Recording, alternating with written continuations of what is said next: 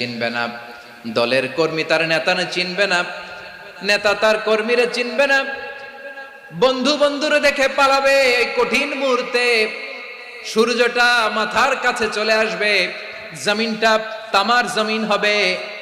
আজকের জমিনের মতো নয়। মানুষ ঘর্মাক্ত, ক্লান্ত, শ্রান্ত মাথার মগজগুলো কানের ছিদ্র আর নাকের ছিদ্র দিয়ে বেয়ে বেয়ে পড়বে। বিশ্বনবী ফরমান, ময়দানে 7 শ্রেণীর ব্যক্তিকে রব্বুল আলামিন তার আরশের নিচে ছায়া দিবেন। তার মধ্যে প্রথম শ্রেণীর ব্যক্তি হলো ইমামুন আদিল।